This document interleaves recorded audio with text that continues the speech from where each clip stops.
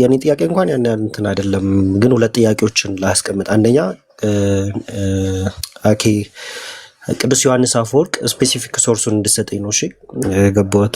ቅዱስ ዮሐንስ አፈወርቅ ከነገረ ድህነት አኳያ ከድህነታችን አሁን እናንተ ከምታነሱት ከድህነት አኳያ የሰው ልጅ ነጻ ፍቃድ የለውም ብሎ ላይክ በሁለት ሀሳብ ስለሆነ ቅዱስ ዮሐንስ አፈወርቅ የተጠቀሰው የሰው ልጅ ነጻ ፍቃድ የለውም ከነገረ ድህነት አኳያ ብሎ የተናገረበትን አንድ ስፔሲፊክ ሶርስ ብትሰጠኝ ደስ ይለኛል። ሁለተኛ ደግሞ ከካልቪን ቴዎሎጂ ከቱሊፕ አኳያ እኔ ይሄ የኔ ሀሳብ ነው። የነሱ ይሻላል ባይ ነኝ። ግን ይሄንን የነሱ ይሻላል ብዬ ስናገር አሁን እንድታብራሩልኝ የምፈልገው ነገር ለምሳሌ አልቀበልም የምትሉት ነገር በተዘዋዋሪ እኮ ያው እናንተ ሲነሳ ስለምትሰሙት ማለት ነው። እሱን መሞገቻ ምን አይነት መሞገቻ ሀሳብ ነው ያላችሁ? ለምሳሌ አይ እኛ ምናምን ሲንግል ፕሬስቲኔሽን ነው እንጂ ደብል አይደለም ብላችሁ ስትናገሩ እንግዲህ ሰው ሁለት ልጅ ቢኖረው አንዱን መርጫለሁ ካለ አንዱን እንዳልመረጠው ማለት ግልጽ ነው ማለት ለሁሉም ይገባል አይደለ? ሁለት ልጅ ካለና አንዱን ልጅ መርጫለሁ ካለ አንደኛው እንዳልተመረጠ ግልጽ ነው። አንደኛው የተመረጠው ነው መንግስተ ሰማያትን የሚወርሰው ከተባለ ደግሞ ያልተመረጠው ደግሞ ሲኦል እንደሚገባ ግልጽ ነው ማለት መጀመሪያ ያነሳነው ሐሳብ የእግዚአብሔር ቃል የተመስርተን ስለሆነና አንዱን መርጫለሁ ብሎ ከተናገረ ያልተመረጠው ደግሞ ለሲኦል እንደሆነ ግልጽ ነው። ሶ ምንድነው ታዲያ ስህተት የሚያደርገው? ቱሊፕን እናንተ ላይክ እሱን አይደለም የምናምነው የካልቪኖችን ትምህርት አይደለም የምናምነው አይነት ነገር ልትሉበት የምትችሉበት ሪዝኑ ምንድነው ነው ከተረዳኸኝ ማለት ነው። ሎጂካሊ ከተመለከት ነው እንደውም የነሱ ትክክል ነው ላይክ ከአቀማመጣቸው አኳያ ማለት ነው። እዚህ ላይ እና ምናልባት ሙሌ ምናምን ዴቭ ተረድተኛል ብዬ አስባለሁ። የመጀመሪያውን ግን ኒቂያ ሶርሱን ብሰጠኝ ደስ ይለኛል፣ የቅዱስ ዮሐንስ አፈወርቅም ማለት ነው።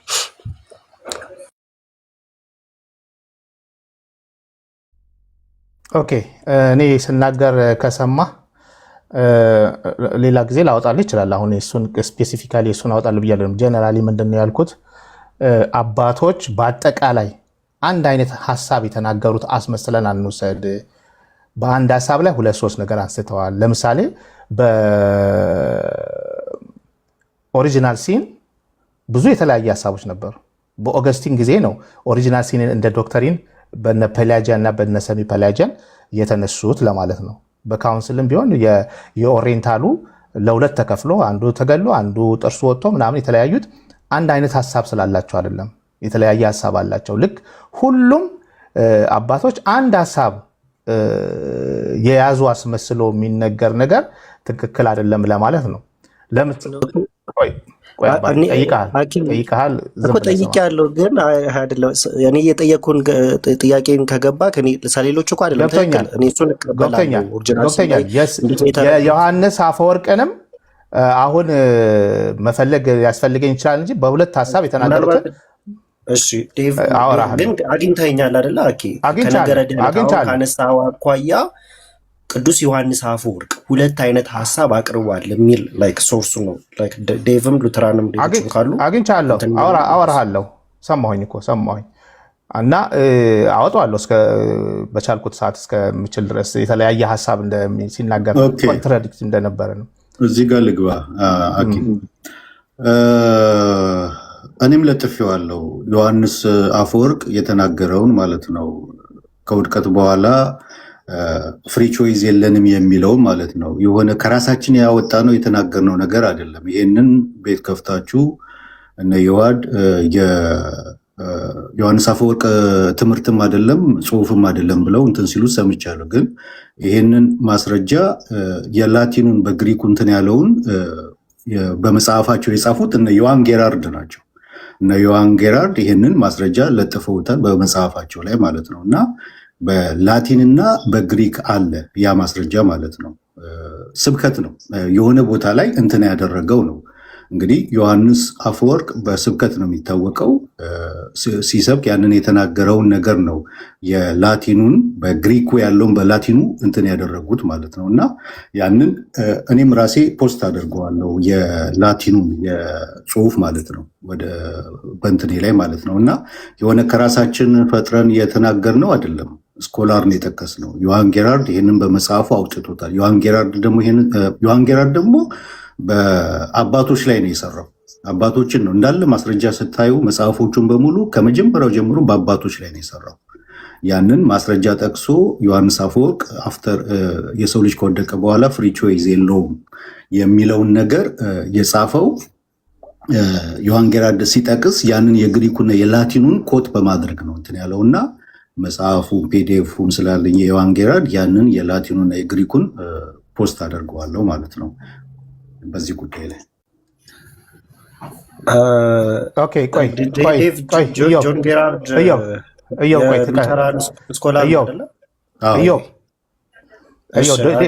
ዴቭ ላንብብለት፣ አንድ ያገኘሁትን ላንብብለት። ዮሐንስ አፈወርቅ ምን ይላል መሰለ በሆመሊ ኦን ሮማንስ ሆመሊ 18 ላይ ያው እሱ ብዙ ዶክተሪን ነገር የለውም። ምን ይላል? even if we be never so earnest we shall not be able to do anything good without the assistance from above ምንም መልካም ነገር ማድረግ አንችልም ከሰማይ እርዳታ ካልሆነ በስተቀር። ሌላ ቦታ ላይ ደግሞ እንግዲህ ሌላ ቦታ ላይ እኮ ደግሞ እኛ እንችላለን የሚለውን አለ። ለምሳሌ ያውኑን ነገረኝ ሆሚሊ 18 ላይ ከእግዚአብሔር እርዳታ ውጪ ምንም ነገር ልናደርግ አንችልም ነው የሚለው። አዎ እኮ ምን ይጣረሳል? ቆይ ስማኝ ሌላ ቦታ ላይ all is indeed of God but not so far our free will is hindered if it was so how could he judge the world የሚል ራሱ ሰጥቶናል። እኛ ራሳችን እናደርጋለን የሚለውን ደግሞ እየተናገረ ነው። God made us free አድርጎናል and left the choice of good or evil in our own power መልካምና ደጉን መምረጥ በእኛ አድርጓል ብሎ ከዛ በኋላ ደግሞ but unless God help us our own labor is in vain በራሱ የሚያደርገው ነገር የለም እያለ ነው ሆመሊው ኦን ጄኔሲስ ሆመሊ 12 ላይ። ስለዚህ እንደዚህ እንስማማለን። ቆዮ አትግባ። እኔ ለሌሎቻቸውም ሰው ሳይጨርስ የሚገባ ሰው በጣም ነው ሪቴት የሚያደርገኝ። አንተ እስክትጨርስ ሰምቻለሁ። ብዙ በሁለት ሀሳብ እንትን ያሉትን ያነሳሉ። ማለት እንዲህ ክሊር የሆነ ነገር የለውም። ክሊር የሆነ ነገር በቃ ይሄንን ነው የሚለው ነገር አሁን አንተ የምትለውን ብጠይቅ አንተ በምትለው አይደለም። ረዳ ሲል ምን አነቃው ነው ደገፈው ነው ምን ማለት ነው? ሞተ ሲል ምን ማለት ነው? ደገፈው ነው አነቃው ነው የምትለው ነገር የለም። ዝም ብሎ እርዳታ ነው እንጂ የምትለው ምን አይነት እርዳታ የሚለውን አይነግርህም። ስለዚህ for the greater part of our salvation is from the work of God ነው የሚለው። የሆነ ቦታ ላይ ደግሞ አሁን እኮ እንትን ከአንዱ ሶርስ ወደ አንዱ ሶርስ ከምንሄድ አንዱ አሁን ያልከውን ነገር እኛም እኮ እንቀበለዋለን እኮ። እኔ የተናገርኩት ምንድን ነው? አንድ ሚዩት አድርገው። አንድ ቀጥተኛ የሆነ ነገር ልክ ተናግሮ በቃ ይዘን የመጣን አታስመስሉ። በጣም በተለይ በኦሪጂናል ሲንና በፍሪ ዊል ላይ አባቶች እርስ በርሳቸው የራሳቸውን ሀሳብ በተለይ ኢስትና ዌስቱ የተለያየ ነገር ነው። አንደኛው አሪጎሊካር የሆነ ሄርሜኔቲክስ አለው፣ ሌላኛው ሊትራል የሆነ ሄርሜኔቲክስ አለው። አንድ ወጥ የሆነ ነገር አለ ብለን አናስብም ከሚለው አካብ ነው ቅድም ተነስቼ የመጣሁት። ዴቭም የለጠፈው እንትን አለ። እነዚህ ነገሮችን ሙሉውን ብታነበው ሁሉም ነገር አንድ አይነት አይደለም። አንተ እንደምታወራው ወይ ደግሞ የአባቶች ብለን እንትን እንደምትለው አይደለም። በተለይ ስፔሲፊካሊ በጣም ብዙ ነጥቦች ሌላ ጊዜ ከፈለክ ደግሞ አሁን የሰጠሁን አንብበህ በዛ እንትን ታደርጋለህ። አሁን ይሄን እያወጣን ይሄውና እዚህ ጋር ለመባባል አይደለም። የተወሰነውን አንብቤልሃለሁ። ይሄን ይመስላል።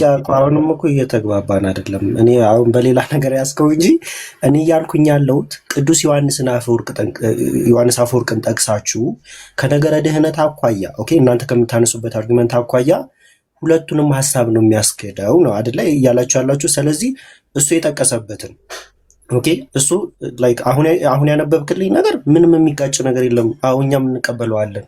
ያለ እግዚአብሔር እርዳታ ምንም እንድናደርግ እንደማንችል እናውቀዋለን። ኦኬ፣ አሁን ከአንተ ቴዎሎጂ አኳያ ነው እየጠየኩኝ ያለሁት። ግን ኦኬ እሺ፣ ኤኒዌይስ እሺ፣ እንትን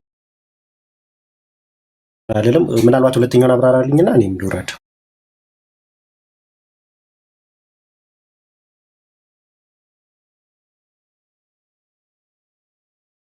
ሌሎቹ ይጠይቁ። እሺ አንተ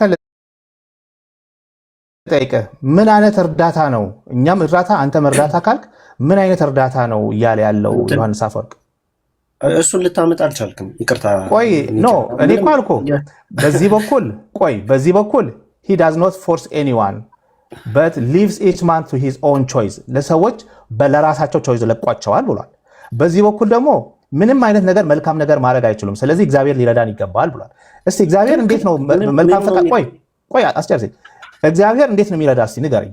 እንዴት ነው ይሄንን መልካምን ነገር መምረጥ የማይችለውን ሰውዬ እናንተ እኮ መምረጥ ይችላል ግን ደክሟል ነው የምትሉት። እዚህ ጋር ደክሟል የሚል ነገር አለ አይደለም? ነፃ ፈቃዳችን አሁን እንግዲህ እኔ ያየውኝ አይደል? አሁን አንተ ባነበብኩ ራሱ በቃ ይሄንን ነው መልካሙንና ክፉ መምረጥ ይችላል። ነገር ግን ይህንን እንኳን ቢያደርግ ራሱ ከእግዚአብሔር እርዳታ ውጭ አይደለም ነው አይደለም የሚያስቀምጠው ማለት ግልጽ እኮ ነው። ለምን እናወሳስበዋለን? ምንም ማወሳሰብ አይደለም። እኔ እኮ እየሰማኸኝ አይደለም። አሁን እኔ እያልኩ ያለሁት እናንተ ደክሟል ነው የምትሉት። እሱ ደግሞ እርዳታ ያስፈልገዋል። ምንም እንኳን ለነፃ ፈቃዳችን ቢሰጥን የእግዚአብሔር እርዳታ ያስፈልገዋል። ለደከመው ፈቃዳችን አይደለም እያለ ያለ እኛ ምን እንላለን እኮ እኛ የእግዚአብሔር እርዳታ ያስፈልገውም ብለናል እንዴ። ነገር ግን አሁን ምን አይነት እርዳታ ነው ፖይንቱ። እናንተ ደክሟል ፈቃዳችን ደክሟል የሚል አታመጣም። እኛ ግን መጽሐፍ ቅዱስ የሰው ልጅ ሞቷል ይላል፣ ለኃጢአት የተገዛ ነው፣ ለኃጢአት ባሪያ ሆኗል የሚለውን እናመጣለን።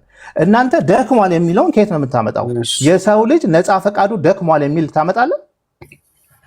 የሰው ልጅ ፍቃድ ነፃ ፍቃድ እንዳለው የሚናገር የመጽሐፍ ቅዱስ ክፍልም አለ፣ አባቶችም አለ።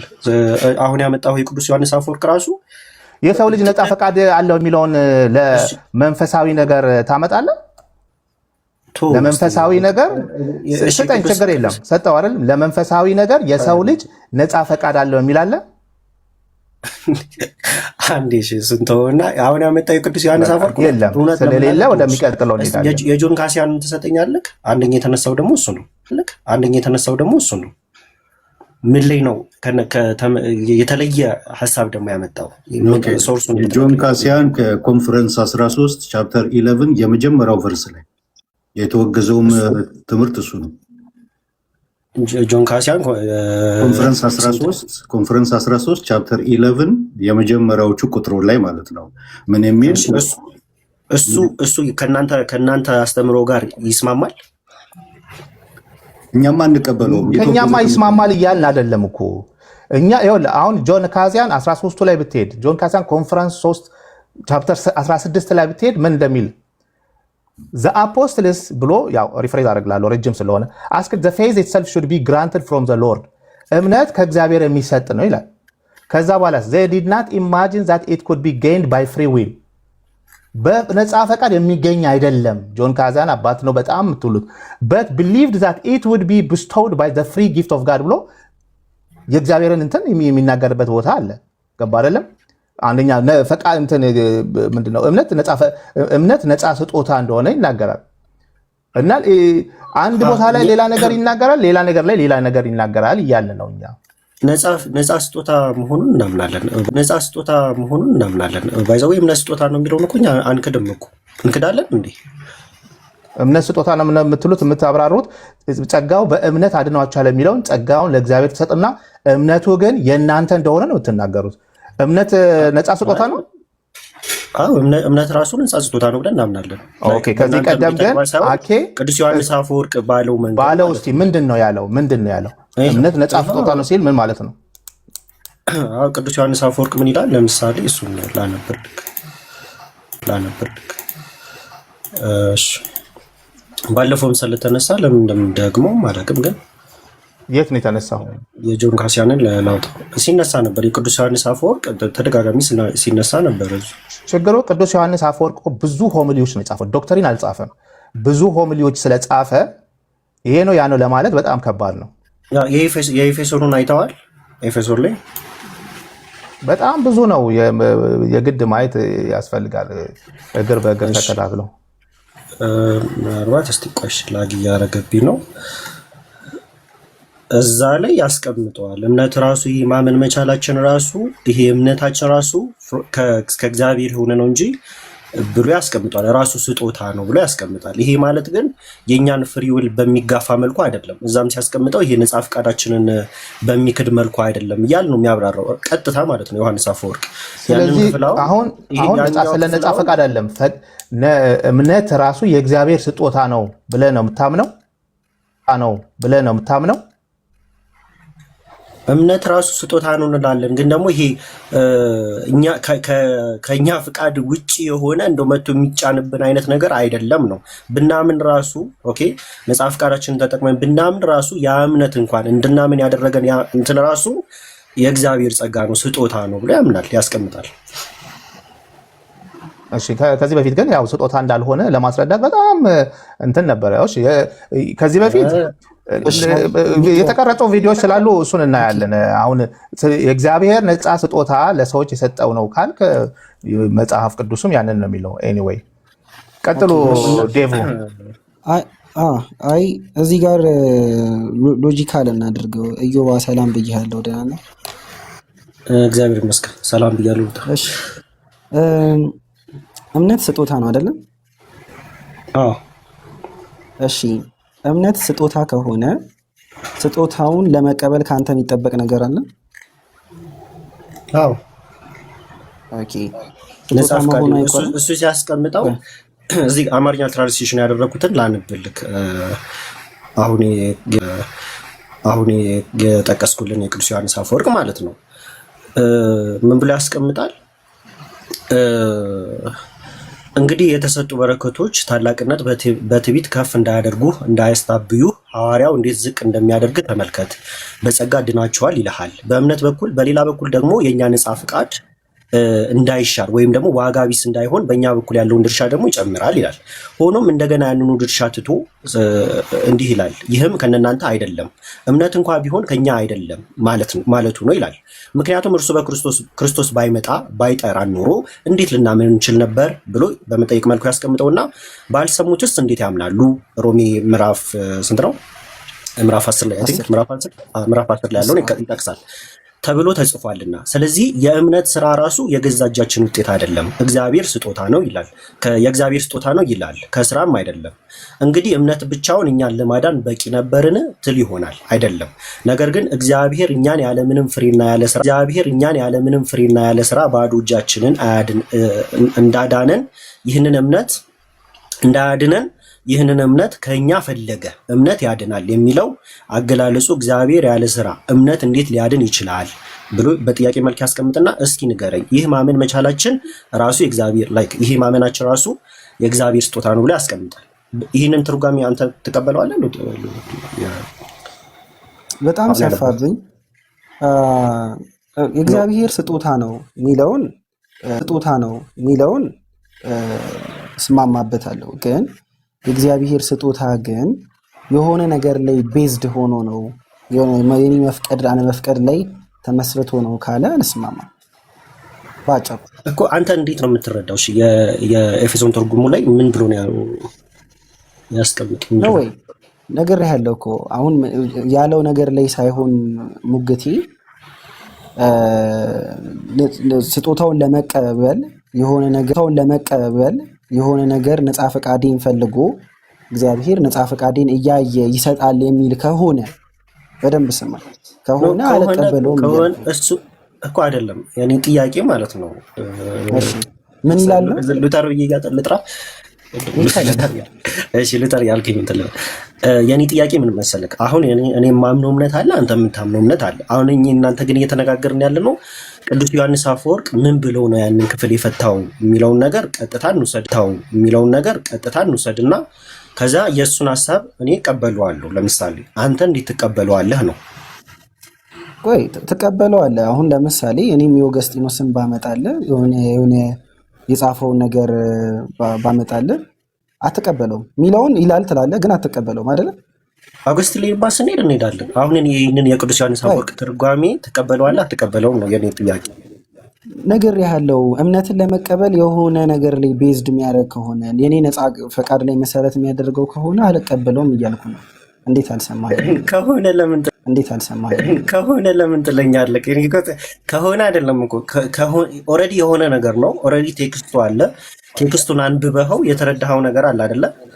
ቴክስቱ እንደዚህ ይላል። ቆይ እምነትን ለመቀበል ነፃ ፈቃድ ከኛ ያስፈልጋል ይላል ቴክስቱ። እኔ ለምን ይላል ትለኛለህ? አይ ይላል አይደል? ተንከፈተውና አንተ ጋር እሺ አንብብልኝ፣ ድጋሚ አንብብልኝ። እሺ ያኛውን መጽሐፍን ለመክፈት በጣም ላግ እያደረገብኝ ስለሆነ ነው። እሺ አሁን ያነበብከውን ቀረብሰ። እሺ የአማርኛው ትራንስሌሽን እንትን ያደረኩትን ብቻ ላስቀምጥልህ። በጸጋ ድናችኋልና ይላል የቁጥር 8ን ያስቀምጣል። ከዛ እንግዲህ የተሰጡ በረከቶች ታላቅነት በትዕቢት ከፍ እንዳደርጉ እንዳስታብዩ ሐዋርያው እንዴት ዝቅ እንዳደረገ ተመልከት። በጸጋ ድናችኋል ይልሃል በእምነት በኩል ይልና በእምነት በኩል የሚለውን ኮት ያደርግና በሌላ በኩል ደግሞ የኛ ነጻ ፍቃድ እንዳይሻር ወይም ዋጋ ቢስ እንዳይሆን በእኛ በኩል ያለውን ድርሻ ይጨምራል።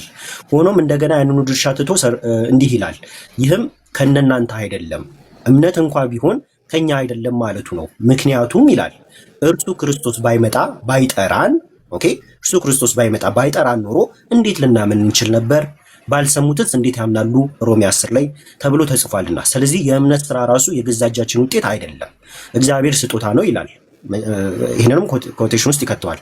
ከስራም አይደለም። እንግዲህ እምነት ብቻውን እኛን ለማዳን በቂ ነበርን ትል ይሆናል። አይደለም። ነገር ግን እግዚአብሔር እኛን ያለምንም ፍሬና ያለ ስራ ባዶ እጃችንን እንዳያድነን ይህንን እምነት ከኛ ፈለገ ይላል። እምነት ያድናል። ይህንን እምነት የፈለገው ከኛ ነው። ከኛ ፈለገ ይላል። እምነት ያድናል የሚለው አገላለጹ እግዚአብሔር እምነት እንዲያድን ስለፈቀደ ስለወደደ ብቻ ነው። ያለ ስራ እምነት እንዴት ሊያድን ይችላል? ጥያቄ ምልክት ያደርግና እስኪ ንገረኝ።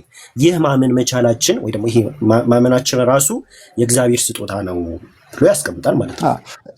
እዚህ ቴክስት ላይ አንተ አሁን ሙሉ ካነበብክልኝ እንደ ችግር ማየው የኛን ነጻ ፍቃድ ከኛ እንደሚጠበቅ እንደ ድርሻ ከኛ የሚጠበቅ የሆነ ነገር አድርጎ ፕሬዘንት ስለሚያደርገው አልቀበሉ።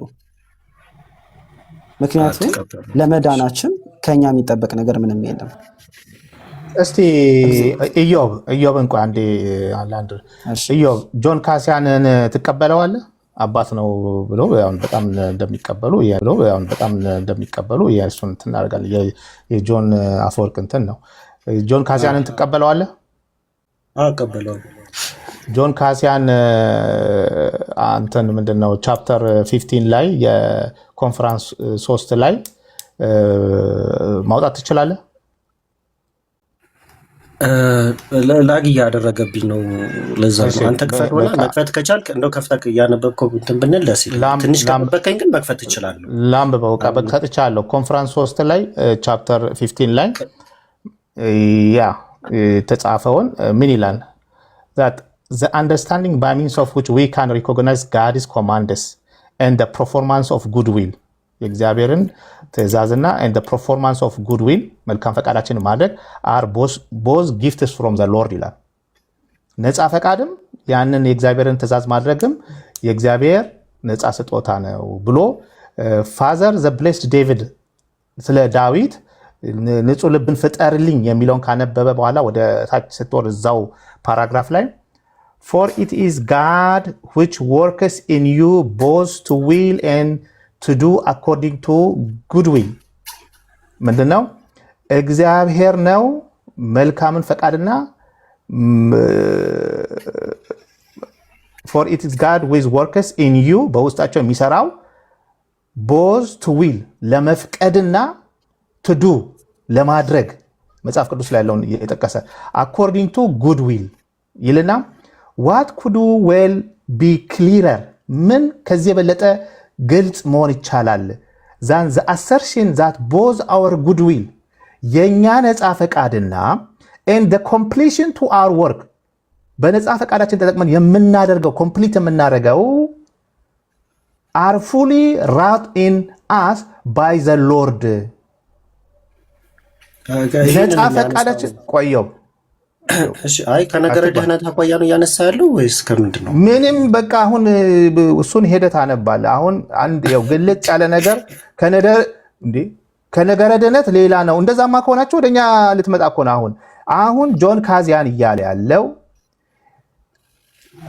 መልካም ፈቃዳችንም በዛ ፈቃድ ተነስተን የምንሰራው የእግዚአብሔር ስጦታ ነው። ፈቃዳችንም በፈቃዳችን የምንሰራው የመጽሐፍ ቅዱስን ጥቅስ ጠቅሶ እሱ ከዚህ የበለጠ ግልጽ የሆነ ነገር ከየት ይመጣል? for it is God which works ኢዮብ እየተግባባን እንሄዳ ኢዮብ ለአንብበና ልጨርስ። እሺ ቀጥልሽ። ሲጨርስ ትገባለህ። ነግሬያለሁ። ሲጨርስ አስገባሃለሁ። እዚህ ጋር ስሙን ጆን ካዚያን ቻፕተር 15 ላይ የሚያወራውን ነገር ነው። ገና ሲጀምር እንደውም ቻፕተር 15 አንደርስታንዲንግ ባይ ሚንስ ኦፍ ዊች ዊ ካን ሪኮግናይዝ ጋድስ ኮማንድ የእግዚአብሔርን ትእዛዝ ራሱ አንደርስታንድ የምናደርገው ኤንድ ዘ ፐርፎርማንስ ኦፍ ጉድዊል በመልካም ፈቃዳችን የምናደርጋቸው ነገሮች አር ቦዝ ጊፍትስ ፍሮም ዘ ሎርድ ነው ይላል። ከእግዚአብሔር የተሰጠን ነው ይልና ስለ ዳዊት ንጹህ ልብን ፍጠርልኝ የሚለውን እግዚአብሔር ንጹህ ልብን የሚፈጥረው ራሱ እግዚአብሔር እንደሆነ ተናግሮ ከዛ for it is God which works in you both to will and to do according to good will ለመፍቀድና በፈቃዳችን ለማከናወን የእግዚአብሔር ስራ ነው ይልና what could well be clearer ምን ከዚህ የበለጠ ግልጽ የሆነ ነገር ይመጣል ምን ለመሆን than the assertion that both our good will የመጽሐፍ ቅዱስን ጠቅሱ ነው ከዚህ የበለጠ ምን ግልጽ የሆነ ነገር ይመጣል the assertion ማለት ስቴትመንቱ ከላይ ተጻፈው ማለት ነው that both our good will የኛ ነጻ ፈቃድም and the completion of our work ማድረግም are fully wrought in us በውስጣችን የሚሰራው by the Lord በጌታ ነው and again for it is granted to you for Christ's sake ከክርስቶስ የተነሳ የተሰጣችሁ ነው not only to believe ለማመን ብቻ አይደለም in him በእርሱ እንድታምኑ ብቻ አይደለም but also to suffer for him ለእርሱ ዋጋ እንድትከፍሉም ጭምር ነው ይሄ መጽሐፍ ቅዱስ ጠቅሰን ነው መልሶ እየነገረ ያለው here also be clearers ይላል that the beginning of our conversion የኛ የመለወጣችን ጅማሮ እና faith እምነታችን and the endurance of suffering ስለ እርሱም የምንከፍለው መስዋዕትነት ወይም ዋጋ is a gift to us from the Lord brother and David too Davidን ደግሞ አንስቶ ንጹህ ልብን ፍጠር David too as he knows this similarly prays that the same thing may be granted to him by God's mercy strengthen oh God that which thou was wrought in us እያለ ይሄንንም ዳዊት ደግሞታል እያለ የሚናገረው ቦታ ነው እንግዲህ በጣም ሙሉውን ብታነበው ብዙ ነገር ነው የጆን ካዚያን በሌላ ቦታ ሌላ ነገር የሚላነ ይሄ አሁን ነፃ ፈቃድ እምነት የእግዚአብሔር ስጦታ ነው ብሎ በግልጽ አስቀምጦታል በግልጽ እኛ ግን መጀመሪያ መጽሐፍ ቅዱስ ኦሬዲ ያለውን ነው ስለዚህ ቻፕተር ኮንፈረንስ 3 ላይ ቻፕተር 15 ላይ ማንበብ ትችላለህ ሌሎችም አሉ ከፈለክ አሁን መግባት ትችላለህ አንድ ቁጥር ከጻፍክ ምክንያቱም እኔ በደንብ ማብራ ምክንያቱም ብዙ ጊዜ ሌላ ቤት ምንድነው ኮንትሮል አድርጎ የራሳቸውን ሐሳብ ሲሰጡ ስለነበረ አሁን እዚህ ቦታ ላይ ይሄው ግልጥ አድርጎ ጆን ካዚያን የዮሐንስ አፈወርቅ አይ ቲንክ እንትን ነው ስለዚህ በደንብ አድርጎ showing that it is not enough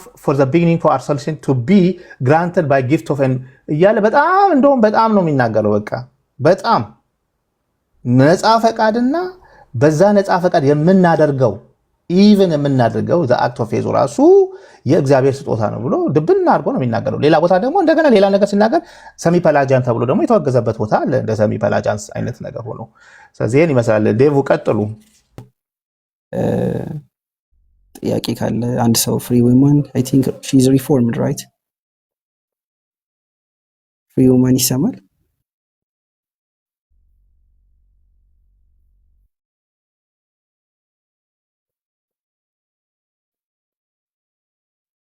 እሺ ጥያቄ ያላችሁ ሰዎች ቶሎ ቶሎ ገቡ አታስጠብቁን ከታች የምትጽፉ ሰዎች ዴቭ ይሰማል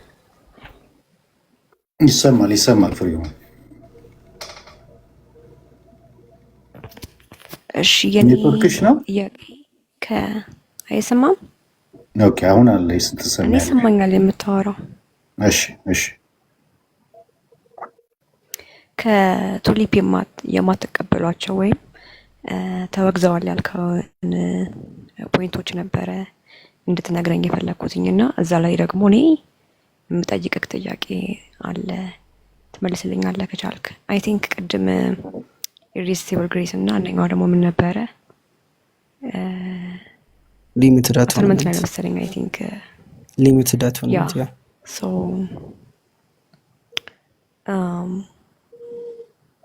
ጥያቄ መጠየቅ እችላለሁ ሁለቱ ላይ ያ መጠየቅ ትችያለሽ። የትኛው ላይ ነው ልግለጽልሽ መጀመሪያ? እሺ ትችላለህ። እሺ አደራ ግን ሺፍት እንዳያደርገው ከቶፒካችን እንዳንወጣ ተመልሰን ወደ ጸጋ ብቻ ወደሚለው መመለስ አለብን። ኦኬ ስለዚህ በውስጥ ትመልስልኛለህ በኢንቦክስ ወይ ዲቫ እንትን እንዳልል ከርሳችሁ ውጪ ከሆነ ሜቢ አይ ዶንት ኖ። ኦኬ አይ ሪፎርምዶች እናንተም ያው የራሳችሁን አሁን ቤት ስትከፍቱ ዲፌንድ ማድረግ የሚገባችሁን ዲፌንድ አድርጉ። አሁን ለምሳሌ እናንተ ደብል ፕሪዲስቲኔሽን ታምናላችሁ? ፍሪውማን ከራሳችሁ አንደበት መሰማት ስላለበት አሁን ኦኬ ደብል ፕሪዲስቲኔሽን አሁን በአርለሱም ጉባኤ በኦሬንጁም ጉባኤ ተወግዟል። ሁለቱም ጋር ማለት ነው። በአርለሱም ጉባኤ 475 529 ላይ በኦሬንጁ ጉባኤ በፈረንሳይ ጋሊ ተወግዟል። ይህ ደብል ፕሪዲስቲኔሽን የሚለው ሀሳብ ማለት ነው። እግዚአብሔር አንዳንዶቹን ምንድን ነው ለመንግስተ ሰማያት ለእግዚአብሔር መንግስት፣ አንዳንዶቹን ደግሞ ለገሃነመ እሳት ወይም ደግሞ እንዲጠፉ አስቀድሞ ወስኖባቸዋል የሚለው ሀሳብ ይህ ሀሳብ አሁን ተወግዟል። በአርለሱ ጉባኤ ሌላው የቄስ ሉሲደስ ሀሳብ ሊሚትድ አቶንመንት፣ ኢሪዚስቲብል ግሬስ የመሳሰሉት ተነስተዋል በዛ ጉባኤ ላይ ማለት ነው። እና ከእናንተ ጋር ይሄ በቀጥታ የሚገናኝ ይመስለኛል እና ይህንን እናንተ ሪስፖንድ ማድረግ ትችላላችሁ ሪፎርምዶች ማለት ነው። እኛን ግን ብትጠይቅን ደብል ፕሪዲስቲኔሽን ሉትራኖች አናምነው፣ ሲንግል ፕሪዲስቲኔሽን ነው የምናምነው። ለምን አልዳኑም ያኛው ሚስተር ቢ ለሚለው ቅድም የመለስኩትን መልስ ነው የምንመልሰው ማለት ነው። ሊሚትድ አቶንመንት አናምንም፣ ውስን ቤዘውት የሚለውን አናምንም።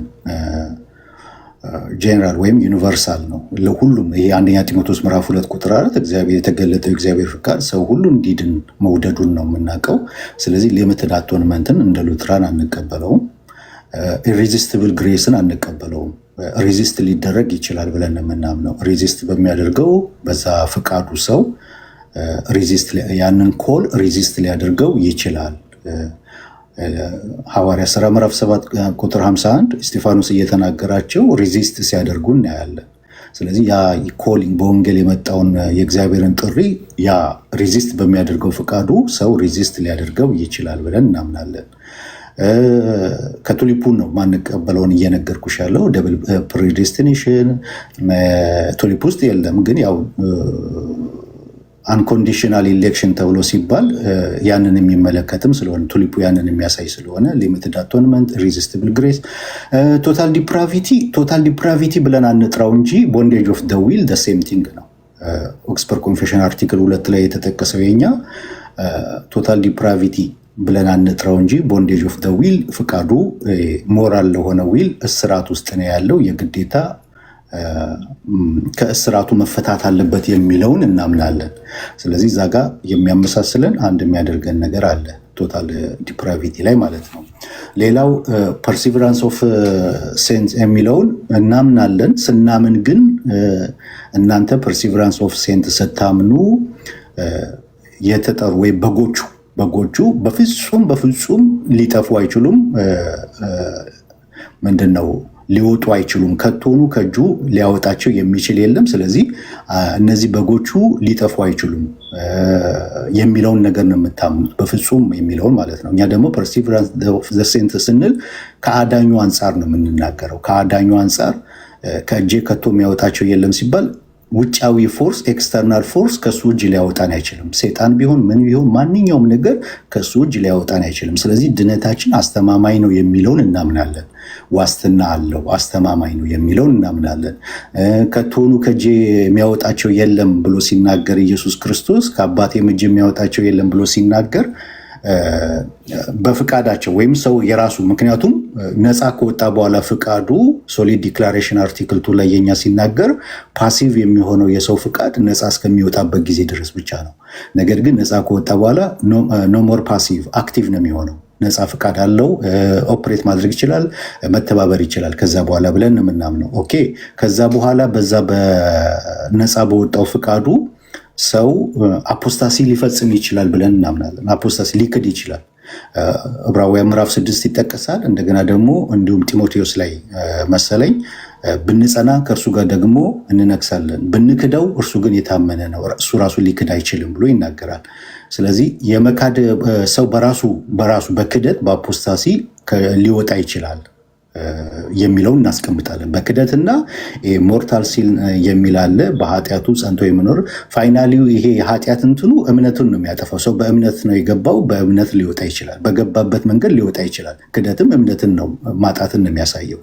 ስለዚህ በገባበት መንገድ ነፃ ፍቃዱን ተጠቅሞ ሊወጣ ይችላል ብለን እናስቀምጣለን። ፐርሲቨራንስ ኦፍ ዘ ሴንት። ከአዳኙ አንጻር ግን ስንናገር ድነታችን አስተማማኝ ነው፣ ከእጁ ውጫዊ ፎርስ ኤክስተርናል ፎርስ ፈጽሞ ሊያወጣን አይችልም የሚለው እናስቀምጣለን። ፐርሲቨራንስ ኦፍ ዘ ሴንት ላይ የምንጋራው ነገር አለ፣ የማንጋራው ነገር አለ። ከአዳኙ አንጻር እንጋራለን፣ ከዳኙ አንጻር ግን ሰው በአፖስታሲ ሊወጣ ይችላል የሚለው እናስቀምጣለን። ስለዚህ የምንጋራቸው አሁን ከቱሊፖች ውስጥ በብዛት በጣም ተመሳሳይ በሆነ መልኩ ቶታል ዲፕራቪቲ የሚለውን ፕሪዲስቲኔሽን፣ እኛ ሲንግል ነን እናንተ ደብል ነን ብለሻል። ካልቪን የሚያስቀምጠው በጽሁፉ እንደዛ ነው።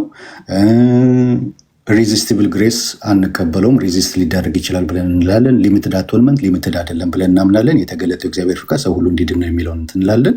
ግን ሰው ሁሉ እንዲድን ነው የሚለው ማለት ሁሉም ይድናል ማለት ደግሞ አይደለም የሚለውን እናስቀምጣለን። ከዚህ አኳያ ነው የምንቀበለው የማንቀበለው ብለን የምንለየው ማለት ነው። የኔ ጥያቄ ምን መሰለህ፣ አሁን አንኮንዲሽናሊ ከሆነ እኛን የመረጠን ወይም ደግሞ አስቀድሞ በፍሪ ዊላችን እንደምናምን ሬዚስት እንደማናረገው ስላወቀ ነው የመረጠን ወይስ ምንም ኮንዲሽን የለውም እኛን ሲመርጥ? ምክንያቱም ምንም ኮንዲሽን ከሌለውና በእኛ ፍሪ ዊል ላይ የተመሰረተ ካልሆነ የእግዚአብሔር ፈቃድ ዞሮ ዞሮ ግሬስም ሬዚስት ሊደረግ አይችልም፣ ደህንነታችንም ሊታጣ አይችልም ማለት ነው። ምክንያቱም ተመርጠን ነው የዳን ነው የሚለው ነገር ላይ እና ሰው በነፃ ፈቃዱ ሊያመን እንደማይችል እሱ እንዳልሆነ የመዳን መንገድ ከተማመንን ደህንነታችን የሚታጣ ከሆነ ወይም ደግሞ ከዳንን በኋላ መልሰን የምንጠፋ ከሆነ እግዚአብሔርን መጀመሪያ ሲመርጠን ተሳስቷል ልንል ነው ማለት ነው። ከመረጠን በኋላ ከዳንን በኋላ መልሰን ስንጠፋ እግዚአብሔርም ተሳስቶ ነው ማለት ነው እኛን ኤሌክት የሚያደርገን እና እግዚአብሔር ሰዎችን ሲመርጥ በምን መስፈርት ነው የመረጣቸው? አስቀድሞ ስላወቀ ነው እንደሚያምኑ ግሬሱን ሬዚስት እንደማያደርጉ በነፃ ፈቃዳቸው እንደሚያምኑ ስላወቀ ነው ወይስ ምንም ኮንዲሽን የለውም እነሱን ለመምረጥ? ይህንን ብቻ መልስልኝ፣ ምክንያቱም ቱሊፕን ዲፌንድ ማድረግ ይሆንብኛል ከዚህ በላይ ፈርዘር ከሄድኩኝና ይህንን ብቻ ከመለስክልኝ ይበቃኛል፣ ሁሉም ነገር ይመለስልኛል። የእግዚአብሔር ቅድመ እውቀት ቅድም እንዳልነው ኢንፋለብል ነው፣ ኢሙትብል ነው ማለት ሚስተር ኤ የወንጌል ጥሪ ሲቀርብለት ሊያምን እንደሚችል እግዚአብሔር በቅድመ እውቀቱ ያውቃል። ሚስተር ቢ ጋር ደግሞ የወንጌል ጥሪ ሲቀርብለት እንደማያምን እንደማይቀበል ሪጀክት እንደሚያደርግ እግዚአብሔር በቅድመ እውቀቱ ያውቃል። ኢንፋለብል ነው የእግዚአብሔር ቅድመ እውቀቱ። ይሄኛው ደ ስታርት ኦፍ ሳልቬሽን ነው የሚያሳየው፣ ደ ስታርት ኦፍ ሳልቬሽን እንጂ ደ ሆል ሳልቬሽንን አያሳይም። ደ ስታርት ኦፍ ሳልቬሽን ላይ ግን ሚስተር ኤ የወንጌል ጥሪ ሲቀርብለት በቅድመ እውቀቱ ሊቀበል እንደሚችል እንደሚቀበል ያውቃል። ያ ደግሞ ኢንፋለብል እውቀት ነው። ሚስተር ቢ ደግሞ ሪጀክት እንደሚያደርግ ያውቃል። ይሄኛው ምንድነው ብዬሻለሁ? ደ ስታርት ኦፍ ሳልቬሽንን የሚያሳየው ምንድን ነው? ከቦንዴጅ ኦፍ ዊል ውስጥ አሁን እኛ ስንገልጠው ከቦንዴጅ ኦፍ ዊል ውስጥ ፈቃዱ ከተፈታ በኋላ ኖ ሞር ፓሲቭ አክቲቭ ነው የሚሆነው። ከዛ በኋላ ሲነርጂዝም ሆኖ ይቀጥላል እኮ የኛ አፍተር ኮንቨርሽን በኋላ እኮ የኛ ነገረ ድነት ሲነርጂዝም ይሆናል። ከሞነርጂዝም ወደ ሲነርጂዝም መሆን ይጀምራል። ኦኬ ሲነርጂዝም መሆን ከጀመረ በኋላ ኮኦፕሬት ማድረግ ከጀመረ በኋላ አፖስታሲ የሚባል አለ። በክደት መጽሐፍ ላይ የተቀመጠ ዕብራውያን 6 ጢሞቴዎስ ላይ የተቀመጠ ያንን ኮንፌሽናችንን ኮት ያደርግና ዕብራውያን እንትኖች የዕብራውያኖች እስራኤሎች ከግብፅ ወጥተዋል። ነገር ግን ወደ ከነዓኒቱ ምድር የገቡት ግን ጥቂቶች ናቸው። ብዙዎቹ ባለማመናቸው ጠንቅ ምክንያት በምድረ በዳ ቀርተዋል። የወጣ ሁሉ ይገባል ማለት አይደለም የሚለውን እናስቀምጣለን። ከግብፅ ወጥተዋል፣ የወጣ ሁሉ ግን ከነዓን ገብቷል ማለት አይደለም። የወጣ በምድረ በዳ የቀረ ደግሞ አለ። ምንድነው ምክንያቱ? ኮዙ ከተባለ ባለማመናቸው ጠንቅ ምክንያት ይላል እና ይሄኛው ደግሞ ክፉ የሆነ ነገር በእናንተ ዘንድ እንዳይገኝ ብሎ የዕብራውያን ጸሐፊ ሲጽፍ እናያለን። ጢሞቴዎስ ላይም ብንጸና ከእርሱ ጋር ደግሞ እንነግሳለን ይላል። ኢፍ ነው ብንጸና ከእርሱ ጋር ደግሞ እንነግሳለን። ብንክደው እሱ ራሱ መካድ አይችልም፣ እሱ ግን ታምኖ ይኖራል ይላል። ስለዚህ መካድ የሚባል ነገር አለ። ያ ፍሪ ዊሉን ተጠቅሞ ሊክድ ይችላል። በእምነት ነው የገባው። ያንን እምነት በዛ በእምነት ጠንቅ ባለማመን ምክንያት በመካድ ምክንያት ደግሞ በገባበት መንገድ ሊወጣ ይችላል የሚለው እናስቀምጣለን። ነገር ግን ይሄ ዘ ስታርት ኦፍ ሳልቬሽን ግን የእግዚአብሔር ቅድመ እውቀት ኢንፋለብል ነው፣ ፓሲቭ ነው። የዛን ሰዓት ሞነርጂዝም ነው። ሞነርጂዝም ላይ ሚስተር ኤ ያንን የወንጌል ጥሪ እሺ ብሎ እንደሚቀበል በቅድመ እውቀቱ ያውቃል። ሚስተር ቢ ደግሞ ሪጀክት እንደሚያደርግ በቅድመ እውቀቱ እግዚአብሔር ያውቃል። ያ ኢንፋለብል እውቀት ነው። ነፃ ከወጣ በኋላ ግን ፍቃዱ ነፃ ከወጣ በኋላ ግን ኮኦፕሬት ነው የሚያደርገው። ምክንያቱም ስታርት ኦፍ ሳልቬሽን እና ፉል ሳልቬሽን ድነት እስከ መጨረሻው የልጁን መልክ እስከምንመስል ድረስ የሚቀጥለው ድረስ የሚቀጥል ነው። ኦርዶ ሳሉተስ የእናንተም የእኛም የሪፎርምድም ሲያስቀምጥ ብዙ ስቴፖችን ያስቀምጣል። በዛ ኦርዶ ሳሉተስ ውስጥ ፍቃዱ ነፃ ከወጣ በኋላ በክደት ወይም ደግሞ በሞርታል ሲን ድነቱን ሊያጣ ይችላል የሚለውን እናስቀምጣለን። ግን ይህንን ስናስቀምጥ ስታርት ኦፍ ሳልቬሽንን አይደለም እያልን ያለ ነው። ስታርት ኦፍ ሳልቬሽን ሚስተር ኤ እንደሚያምን አስቀድሞ በቅድመ እውቀቱ ያውቃል። ሚስተር ቢ ደግሞ የወንጌል ጥሪ ሲቀርብለት እንደማይቀበል በቅድመ እውቀቱ ያውቃል። ያ ቅድመ እውቀቱ ደግሞ ኢንፋለብል ነው ብለን እናምናለን። ስለዚህ እግዚአብሔር ሲመርጠው ተሳስቷል ማለት ነው። ያ ሰው እንደሚያምን በቅድመ እውቀቱ ያውቃል። ለምሳሌ ሚስተር ኤክስ መጀመሪያ አመነ፣ ከዛ በኋላ ካደ። መጀመሪያ የመዳኑ መጀመሪያ ላይ ሲያምን መርጦት ነበረ። ከዛ በኋላ ሲክድ የእግዚአብሔር ምርጫ ምንድን ነው የሚሆነው በዚህ ፖዚሽን ላይ? ኦኬ ዴቭ አንዴ ነገር ልመለስ፣ ይቅርታ። እሺ ካልቪኒስቶችና እኛ ሉተራኖች ኢሌክሽን የምንረዳበት አንደርስታንዲንግ ቴክኒካሊ ይለያያል። ለምሳሌ እኛ እንደ ሂድን የሆነ ሲክሬት ዲግሪ ነው ብለን አናምን። እናንተ እንደምታምኑት ኦልዌይስ ኢሌክሽን ኢን ክራይስት ነው ብለን ስለምናምን ላይክ ያ ማለት ምንድን ነው? የሆነ የተደበቀ የሰዎች ሊስት እንደ መዝገብ ዝርዝር ስም ነው ብለን አናምንም። ኢሌክሽን የሚገለጠው through the means of grace ነው ብለን የምናምነው፣ በጸጋው ነው ብለን የምናምነው። ለምሳሌ ሰዎችን ሁሉ እግዚአብሔር ንስሐ እንዲገቡና እንዲያምኑ ይጠራል አይደል?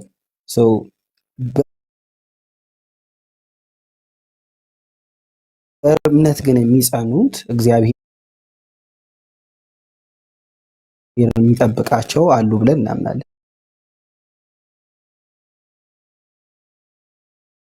አንድ ቁጥር 4 ነው። የስ አይ ቲንክ እዛ ላይ በልጁ መረጠን ነው የሚለን። ስለዚህ ከልጁ ውጪ የሆነ ምርጫ የለም። ስለዚህ አንድ ሰው ተመረጠ ማለት ምንድነው? የሆነ ጽሑፍ ላይ ምን ይላል? to be elect means to be united to Christ ከክርስቶስ ጋር አንድ መሆን ነው መመረጥ ማለት። በምን by faith ብሎ ያስቀምጦታል። ፌዝ ብሎ ያስቀምጦታል። ይሄ ፌዝ ነው ኢሌክት እንድንሆን አይ ሚን በክርስቶስ አንድ መሆን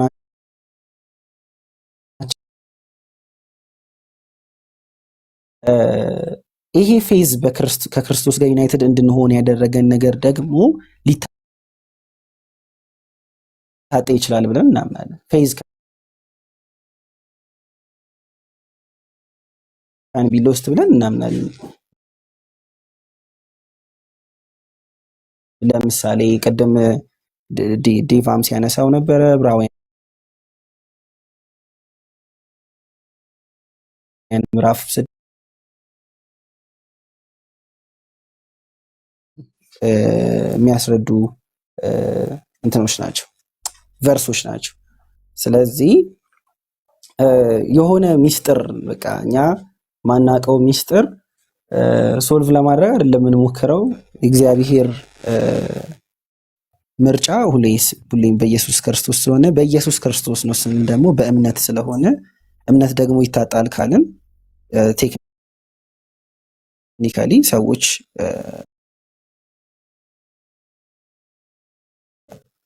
ፎል ሊያደርጉ ይችላል፣ ከጸጋው ሊወድቅ ይችላል። ምክንያቱም ገላትያ ምዕራፍ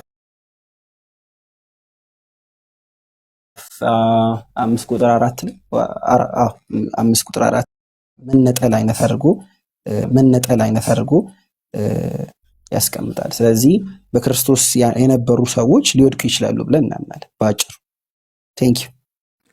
ያ ጥያቄ ምንም አልተመለሰም። እኔ የጠየኩት ያ ጥያቄ ነው። እነዚህ ሰዎች ካመኑ በኋላ ከዳኑ በኋላ የሚጠፉ ከሆነ ከእግዚአብሔር ምርጫ አንጻር እንዴት ይታያል ነው? ግን በቃ ኢትስ ኦኬ። እሺ ኦኬ።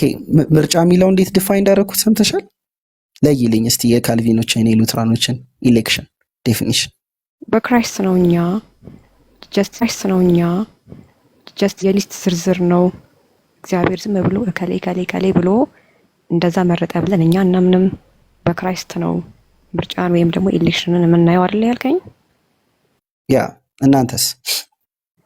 ያ እኛ እግዚአብሔር አብ መረጠን፣ ወልድ ቤዛ ሆነን፣ መንፈስ ቅዱስ አተመን ብለን ነው የምናምነው። እግዚአብሔር አብ የሚያውቃቸውን ሰዎች ነው ወደ ክርስቶስ የሚያመጣው።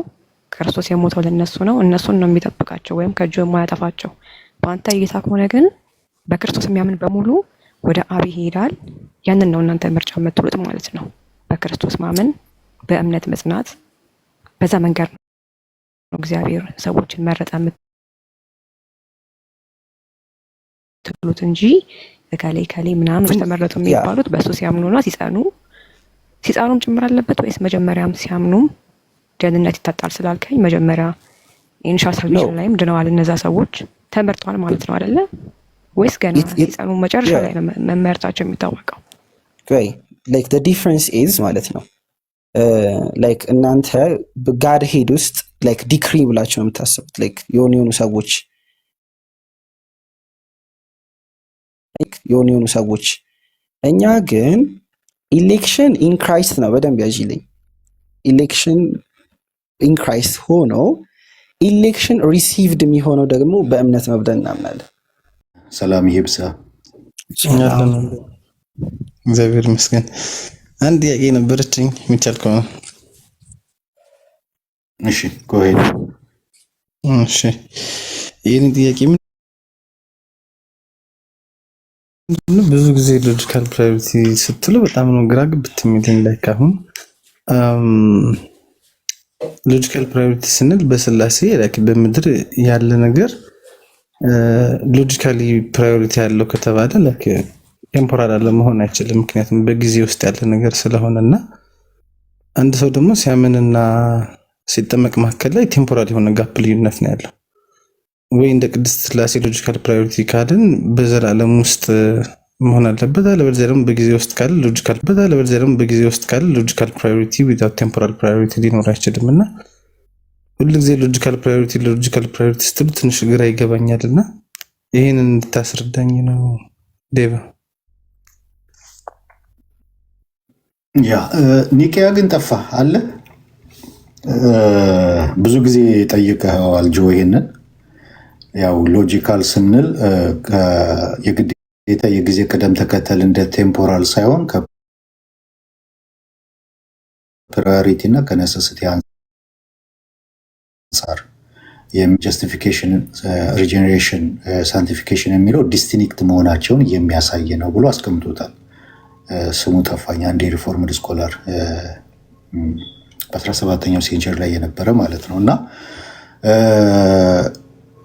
ለምሳሌ ሪጀኔሬሽን ጀስቲፊኬሽን በምናይበት ሰዓት ሪጀኔሬሽን ጀስቲፊኬሽን ሳንቲፊኬሽን በምናይበት ሰዓት ሶስቱም ኦከር የሚያደርጉት አት ደ ሴም ታይም ነው ብሎ የሉትራን ስኮላሮች ያስቀምጠዋል። ይሄንን አት ደ ሴም ታይም ነው። ኦኬ አት ደ ሴም ታይም ነው የሚያስቀምጡት። አሁን እዛ ቦታ ላይ ቴምፖራል ማድረግ አንችልም። የትኛው እንትን እንደሚል እንትን ማድረግ አንችልም። አት ደ ስትሪክት ሴንስ ግን ምን ይቀድማል ይላል። በቴምፖራል መንገድ ፌት ይቀድማል ብለው አስቀምጠውታል። ነገር ግን አሁን በጀስቲፊኬሽን እና በሪጀኔሬሽን በሳንቲፊኬሽን መካከል ሶስቱ ኦከር የሚያደርጉት በሰውየው ልብ ውስጥ በኃጢአተኛው ሰው ልብ ውስጥ አት ሴም ታይም ነው። ኦኬ አት ሴም ታይም ኦከር የሚያደርገውን ነገር ቴምፖራል ልታስቀምጠው አትችልም ነው። ቴምፖራል ያንን ማስቀመጥ አትችልም። ይሄኛው ተካሂዶ ከዛ በኋላ ይሄኛው ከዛ በኋላ ደግሞ ይሄኛው ብሎ ቴምፖራል ያንን ማስቀመጥ አይችልም። አት ሴም ታይም ነው የሚካሄደው። ከሎጂካል አንጻር ነው እንጂ ከሎጂካል ፕራዮሪቲ አንጻር ነው እንጂ የምናስቀምጠው ያንን በቴምፖራል መንገድ ያንን ማስቀመጥ አይቻልም ነው። አት ሴም ታይም ኦከር ስለሚያደርጉ ማለት ነው። የትኛው ነው የሚቀድመው? በሰውየው ልብ ውስጥ አት ሴም ታይም ኦከር ካደረጉ ሶስቱ የትኛው ነው የሚቀድመው? በቴምፖራል ሴንስ ያንን ማስቀመጥ ይቻላል ወይ የሚለውን ነው። በቴምፖራል ሴንስ የምናስቀምጣቸው አሉ። አሁን ኮል አለ፣ የመጀመሪያው እምነት አለ። ከዛ በኋላ ጀስቲፊኬሽን፣ ሪጀኔሬሽን፣ ሳንቲፊኬሽን ብለን የምናስቀምጠው አለ። ጀስቲፊኬሽን፣ ሪጀኔሬሽን፣ ሳንቲፊኬሽንን ግን አት ሴም ታይም ኦከር ያደርጋሉ ብለን ካልን በኋላ የትኛው ነው በቴምፖራል ሴንስ እስኪ ያስቀምጥ ቢባል በሰውየው ልብ ውስጥ ያኛውን መለየት አይቻልም። በሎጂካል ሴንስ ከፕራዮሪቲ እና ከነሰሲቲ አንጻር ያንን ማስቀመጥ ይቻላል እንጂ በሎጂካል ሴንስ በቴምፖራል በጊዜ ቅደም ተከተል ውስጥ ያንን ማስቀመጥ አይቻልም ብለን ነው የምናስቀምጠው ማለት ነው። አንተ ከኦንቶሎጂ ትሪኒቲ ጋር ከኢመነንት ትሪኒቲ ጋር አገናኝተው ነው ወደዚህኛው ያመጣው ማለት ነው። ይሄኛው ግን በሰውየው ልብ ውስጥ እግዚአብሔር ይህንን አት ሴም ታይም ኦከር በቴምፖራል ሴንስ የትኛው ነው የሚቀድመው? አት ሴም ታይም ነው ኦከር የሚያደርጉት በሰውየው ህይወት ውስጥ ጀስቲፋይ መሆኑ ነው ኦከር የሚያደርገው። አት ስትሪክት ሴንስ እና እንትን የምንለየው ነገር አለ። አት ስትሪክት ሴንስ ስንናገር ማለት ነው። ግን በቴምፖራል ሴንስ የትኛው ነው የሚቀድመው ብሎ የሚለውን ነገር የሚጮህ አለ ውጭ። እኔ ጋር ይረብሻቸዋል። አይሰማውን ችግር የለውም። ይሰማል፣ እየሰማ ነው። ይረብሻል ግን አይደለም። የነክር ረባሽ ነገር አይደለም። ትንሽ ናት፣ በጣም ብዙ አይደለም። ይሄ ሳር ምናምን እንትን እያሉ ነው። ካረበሸ ልቀጥል። ኦኬ። ስለዚህ ምንድን ነው የምንለው? አት ሴም ታይም ኦከር የሚያደርግ ስለሆነ ያንን ቴምፖራል ያው ጊዜ ቅደም ተከተል ነው አይደል? አንደኛው ከተካሄደ በኋላ ሌላኛው፣ አንደኛው ከተካሄደ በኋላ ሌላኛው የሚካሄድበት ህይወት ውስጥ አት ሴም ታይም ስለሆነ ሶስቱ ብለን ነው የምናስቀምጠው።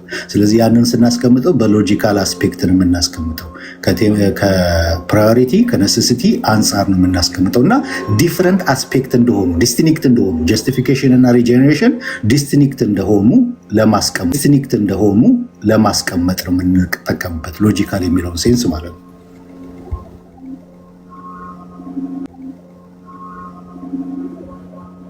አንዴ ዴቭ በጥያቄ መልክ ላይ ምንድነው ጠይቄ ጽፌ መውሰድ እችላለሁ? በደንብ ማየት ስለፈለኩኝ ነው። በደንብ ማየት ስለፈለኩኝ ነው ማለት ፈርደር ሞር በዛ ጉዳይ ላይ ለማንበብ ስለፈለኩኝ ነው። ጽፌ ለመውሰድ ስለፈለኩኝ ነው። ሶስቱ አት ሴም ታይም ሀፕን የሚያደርጉት ምንድነው? ዲስቲንክት የሚያደርጋቸው በምንድነው የሚለውን እየደገምክልኝ የጠየቅኩ ደግምህልኝ ጽፌ መውሰድ ብቻ ስለፈለኩ ያ እንትኖቹንም እሰጥሃለሁ።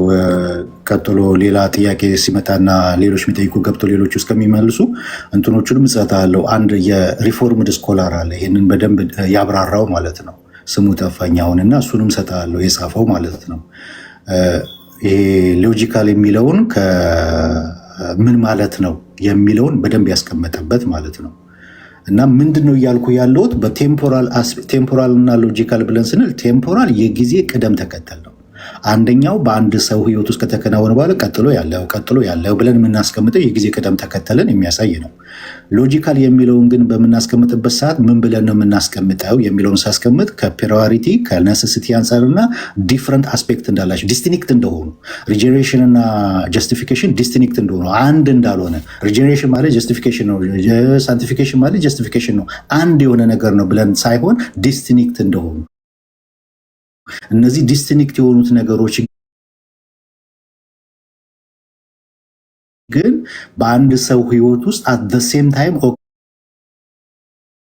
ያደርጋሉ። እግዚአብሔር ሴም ታይም ኦከር የሚያደርግ ስለሆነ በሰውየው ህይወት ውስጥ ከምን አንጻር ነው ያንን የምናስቀምጠው? በሎጂካል አስፔክት ነው ያንን የምናስቀምጠው። በቴምፖራል አስፔክት የምናስቀምጠው ምንድን ነው? ፌት ይቀድማል ብለን እናስቀምጣለን። ፌት ይቀድማል ከጀስቲፊኬሽንም ሪጀነሬሽንም ከሳንቲፊኬሽንም ፌት ይቀድማል። ያለ ፌት ጀስቲፊኬሽን የለም፣ ያለ ፌት ሪጀነሬሽን የለም፣ ያለ ፌት ሳንቲፊኬሽን የለም ብለን ፌትን በቴምፖራል አስፔክት ይቀድማል ብለን እናስቀምጣለን። ያንን ያብራራበትን ስኮላር እጠቁምሃለሁ፣ እሰጥሃለሁ በደንብ እንድታነበው ማለት ነው። ልድገምልህና ላይ ሀሳብህን ተረድተው ከሆነ ትክክል ተረድተሃል ትለኛለህ። ዴቭ አንድ ጊዜ እርግጠኛ ሆኜ ለመሄድ ያክል ነው።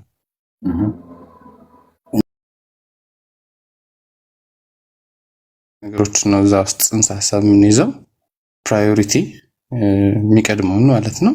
ነሰሲቲ አስፈላጊውን ማለት ነው።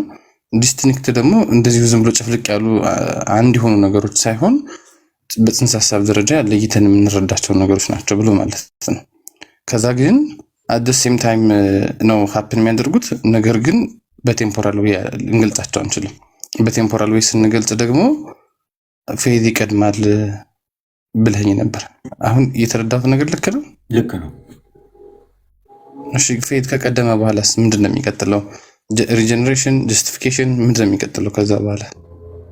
ያ አት ሴም ታይም ነው ኦከር የሚያደርጉት። ግን በስትሪክት ሴንስ ግን የኛ ስኮላሮች ሲያስቀምጡት ስትሪክት ሴንስ የቆርጡት ርቀት ነገር ላይ ነው። ለኛ ያንተ ድምጽ ነው በደንብ የሚሰማው። የኛ ስኮላሮች ሲያስቀምጡ ጽሁፉን በእንትን አጋራለሁ። በቴሌግራም አለን አይደለ? ምንድነው ቴሌግራም ነው ዩቲዩብ ምንድነው ዋትስአፕ አለን አይደለ? ዋትስአፕ አጋራለሁ እዛ ላይ እና ምን ብሎ ያስቀምጠዋል የኛ ስኮላር አት ስትሪክት ሴንስ ግን ምንድነው ጀስቲፊኬሽን ከሪጀነሬሽን ይቀድማል፣ ሪጀነሬሽን ይቀድማል አት ስትሪክት ሴንስ ብሎ ያስቀምጠዋል።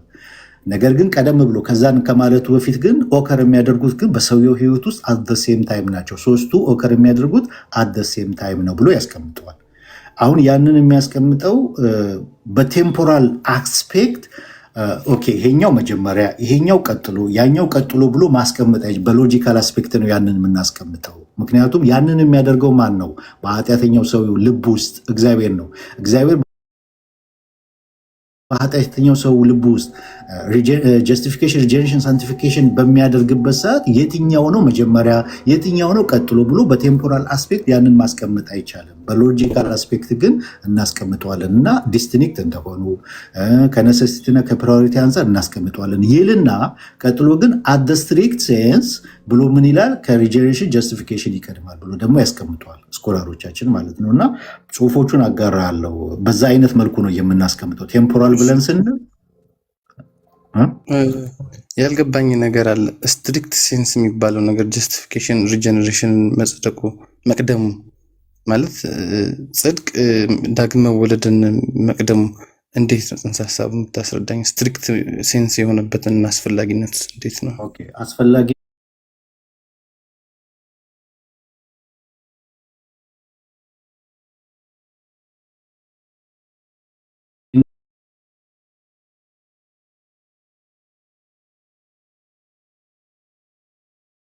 ሪጀኔሬት ሊያደርግ አይችልም ከሚለው አስፔክት ከኃጢአት የመንጻትም ስላለበት ጀስቲፋይ የመሆንም ነፃነህ መባልም ስላለበት ያኛው አት ስትሪክት ሴንስ ይቀድማል።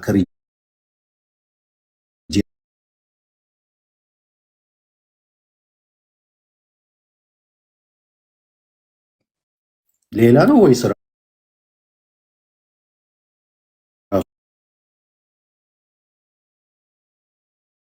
ነው? ሪጀነሬሽንን በምንድን ነው የምትፈቱት?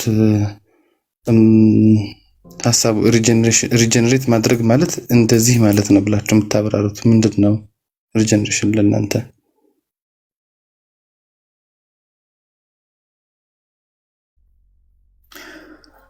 ሪጀነሬሽን የሰውየው ልብ መለወጥ ነው።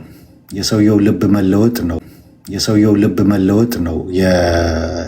የድንጋዩ ልብ ስጋ ልብ በሚሆንበት ሰዓት በሚለወጥበት ሰዓት የልብ ለውጥ በኃጢአተኛው ሰው ውስጥ በሚካሄድበት ሰዓት ነው። ያ ሪጀነሬሽን ግን ያ ዲክላሬሽን አት ሴም ታይም ኦከር የሚያደርገው ግን ምን ብለን እናስቀምጠዋለን? እኛ በሚንስ ኦፍ ግሬስ የምናምን ስለሆነ ያለ ሚንስ ኦፍ ግሬስ እንትን ስለሌለ ኤፊካሲውን የሚያገኘው ወይም ደግሞ ዲስትሪቢዩት የሚሆነው በምንድን ነው ብለን እናስቀምጠዋለን? በጥምቀት ብለን እናስቀምጠዋለን። ከጥምቀት አንለየውም። ነገር ግን በማመን ጊዜ የሚካሄዱ ነጥቦችን እነሱ እናስቀምጥና ዲክላሬሽኖችን ከዛ በኋላ ኤፊካሲውን የሚያገኘው ግን ያ ሪጀኔሬሽን ኤፊካሲውን የሚያገኘው ልክ በሚጠመቅበት ሰዓት ነው የሚለውን ከሚንስ ኦፍ ግሬስ ጋር ወይም ከኦብጀክቲቭ ኬዝ ጋር አገናኝተን እናስቀምጠዋለን። ሉተርም በሉተር ወርክስ ላይ እንደጻፈው ስኮላሮቻችንም ደግሞ እንደገለጡት ብዙዎቹ እነ ማርቲን ኬሚኒስ፣ እነ ዮሐን ጌራርድ፣ እነ ኩኒስቴድ፣ እነ ፍራንስ ፓይፐር በጽሁፋቸው እንደገለጡት ማለት ነው።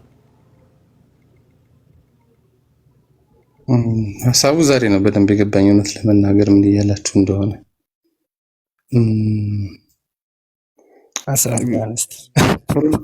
ፎረንሲክ ስለሆነ ነው አይደለም አዋጁ አስቀድሞ የሚሆነው በስትሪክት ሴንስ ላይ፣ ምክንያቱም ጀስቲፊኬሽን ዲክላሬሽን ስለሆነ ከዛ በኋላ ደግሞ ውጤቱ ኢንፐርሰን የሚገኘው ደግሞ በጥምቀት ነው የሚሆነው ነው አይደለም ሀሳብ አሁን ከተረዳው ዳዊት?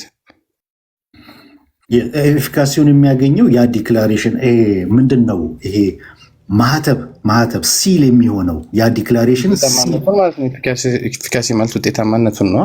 የስ ሲል የሚሆነው ማረጋገጫ ወይም ጋራንት የሚሆነው በጥምቀት ነው ብለን የምናምነው። ከኤክስተርናል ቪዚብል ኤለመንት ጋር ይገናኛል ማለት በደንብ እሱ አሁን ገባኝ። ከኛ ጋር ያለው ልዩነት ገባኝ። አዋጅ የሚባለው ብቻ ነበር የሚገባኝና ከጥምቀት ጋር የምታገናኙበት መልኩ ምንም በጣም ይቸግረኝ ነበር። እሺ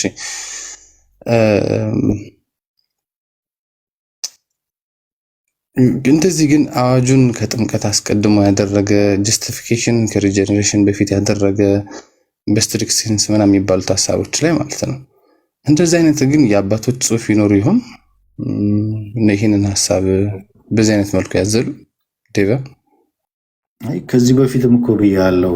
ለምሳሌ በርናርድ the start of salvation the act of የኤግዚቢሽን the act of የእግዚአብሔር እንደሆነ ያ አክት የእግዚአብሔር እንደሆነ ገልጿል።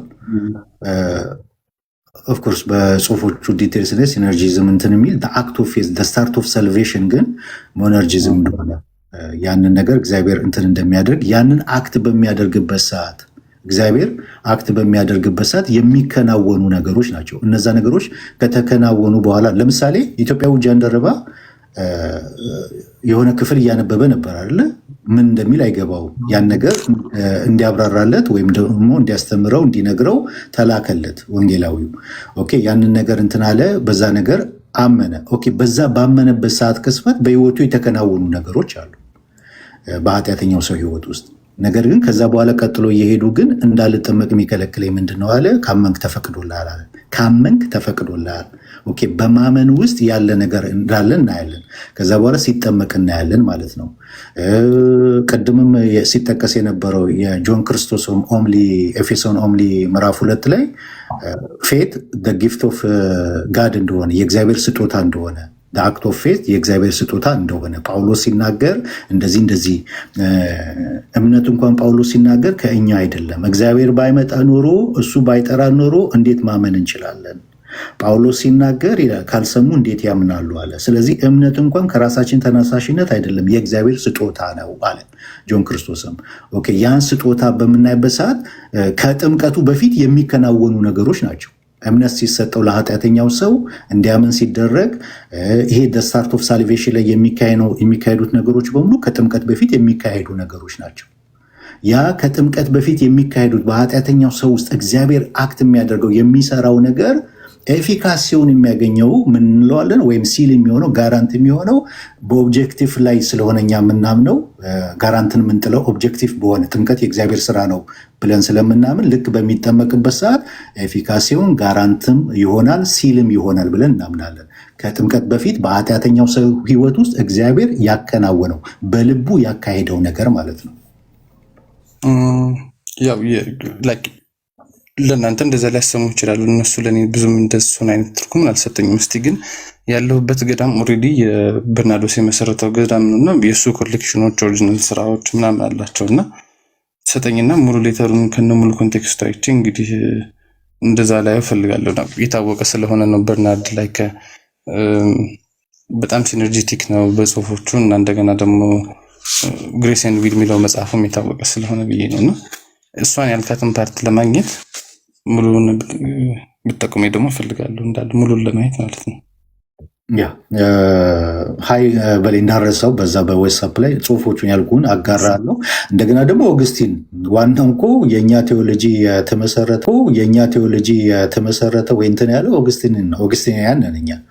ኦግስቲን ስታርት ኦፍ ሳልቬሽን ይሄ ግሬስ ኤንድ ፍሪ ዊል ላይ እኔ ደጋግሜ ነው ያነበብኩት። ባለፈው ፖስት ባደረግኩት ላይ በጠየቀው ላይ ስታርት ኦፍ ሳልቬሽን የእግዚአብሔር አክት እንደሆነ እግዚአብሔር አክት ካላደረገ ኃጢአተኛው ሰው በራሱ ምንም ነገር ማድረግ እንደማይችል የሚለውን ነገር ያስቀምጣል። ብዙ ነገር በዛ ሰው ህይወት ውስጥ እግዚአብሔር አክት በሚያደርግበት ሰዓት እንደሚከናወን ፕሮስፐርም ደግሞ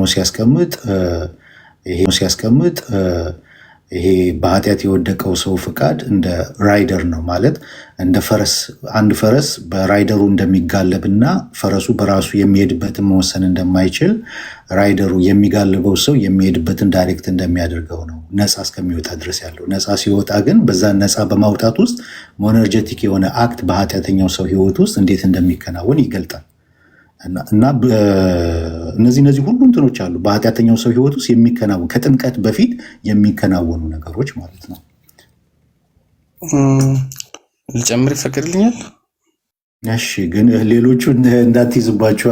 በተለይ ፕሮቴስታንቶች አሁን በዚህ ነገር ላይ ሳይገባቸው ብዙ ቤት ሲከፍቱ የነበሩ እነሱም እንዲጠይቁ ስለምንፈልግ ያው የአጉስጢኖስን ጽሁፎች ምናምን እያየሁ ነበርና ሌተር ቱ ሊሊያኑም የሚባል ያለው በ430 የጻፈው ነው። አጌንስት ፔላጂያን የጻፈው ነው። እና እዛ ላይ ምን የሚል ክፍል አለው መሰለህ ዴቭ? ፍሪ ዊል ኢዝ ኢኔት እና ኢትስ ፕሮፐርቲ ኦፍ ኔቸር ነው። ከዛ ደግሞ ቶታሊ ሎስት ሊደረግ አይችልም ብሎ ይላል ጽሁፉ ላይ። እና ይህንን ከእናንተ ጋር እንዴት ነው ልታስታርቅ የምትችለው? ያው ሞራል ዊል ሞታል የምትሉ ከሆነ እና እሱን ደግሞ ከአጉስጢኖስን የወሰድ ነው የምትሉ ከሆነ በተለይ ደግሞ አጌንስት ፔላጂያን በሰራቸው ስራዎች ላይ ነው የምንወስደው የምትሉ ከሆነ ይሄ አጌንስት ፔላጂያን የጻፈው ያልተጨረሰ ሌተር ነው። ሌተር ሊሊያንም 430 ዓመተ ምህረት ላይ የሰራ ማለት ነው። አሁን እሱን ሀሳብ ከእናንተ ጋር እንዴት አድርጎ መውሰድና ማስታረቅ ይቻላል ታስባለህ? በጣም ነው እንጂ የሚሄደው ከኛ ጋር። ምክንያቱም ፍሪ ዊል እኛ ነፃ ፍቃድ ሙሉ በሙሉ ሞቷል የሚል ትምህርት የለንም እኛ። ነፃ ፍቃድ ሰው አለው ከውድቀት በኋላ ግን ያለው በምን ላይ ነው የሚለው ነው ማብራሪያው ላይ። ነፃ ፍቃዱ ሊብረም አርቢትረም ኢን ማሊስ የሚለው ነፃ ፍቃድ ነው። ይሄ ነፃ ፍቃድ ግን በምን ላይ ነው የሚለው ነው ማብራሪያው ላይ የምናብራራው ማለት ነው። ከውድቀት በኋላ ያለው ነፃ ፍቃድ ኃጢአትን ለማድረግ የተገዛበትን የተሸጠበትን ፍቃድ ለማስፈጸም ኤፌሶን ምዕራፍ 2 ላይ እንደሚናገረው የስጋችንን ፍቃድ እያደረግን ሁላችንም እንትን ነበር እንደሚለው ያ ፍቃድ የማን ነው? የቁጣ ልጆች ነን ብሎ ያስቀምጠዋል ከላይ ሲገልጽ። ሮሜ ምዕራፍ 7 ቁጥር 18 ፍቃድ አለኝ ነገር ግን መልካሙን የማድረግ አይደለም ይላል። ሮሜ ምዕራፍ 6:20 ብልቶቻችን ከጽድቅ ነፃ እንደሆኑ ይናገራል። የኃጢአት ባሪያ እንደሆኑ ይናገራል። ስለዚህ ፍቃድ አለው። ያ ፍቃድ ግን ምንን ለማድረግ ነው? ኃጢአትን ለማድረግ ነፃ ፍቃድ አለው። ፍቃዱ ሙሉ በሙሉ ሞቷል የሚል ትምህርት የለንም። አቅም የሌለው ምን ለማድረግ ነው? መልካሙ ነው። ሮሜ ምዕራፍ 7 ቁጥር 18 ላይ እንደምናየው መልካሙን ግን የማድረግ አይደለም ይላል። እኔ ምን አይነት ጎስቋላ ሰው ነኝ፣ እየተሸጥኩ ነኝ፣ የራሴ አይደለሁም ብሎ ይናገራል። የወደቀው ማንነታችን እና ይቅርታ ስላቋረጥኩ ግን ያው ሀሳቡ ገብቶኛል ለማለት የፈለግከው ሀሳብ ማለት ነው። ጊዜም ላለመውሰድ ሌሎችም አንድ የመጨረሻ ነገር ብቻ ልጠይቅህ። ኢቲሞሎጂካል አንደርስታንዲንጋችሁ ምንድን ነው ለፍሪደም እና ለፍሪ ዊል? እሱም ላይ ተለያይተን እንዳይሆን መረዳት ስለምፈልግ ነው።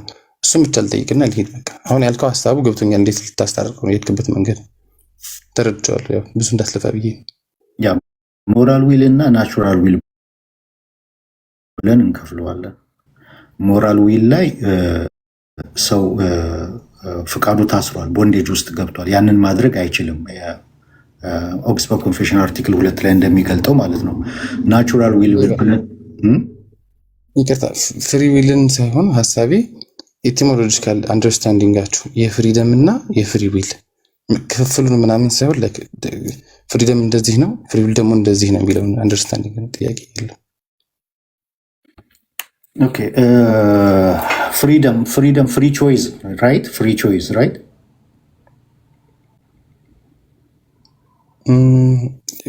የኔን የጠየቀኝ ዴቫ ኖ ፍሪደም ስትል ፍሪ ቾይስ ራይት የኔ ይለያል። ፍሪ ቾይስ አይደለም ፍሪደም ለኔ ምንድነው ፍሪደም ለአንተ?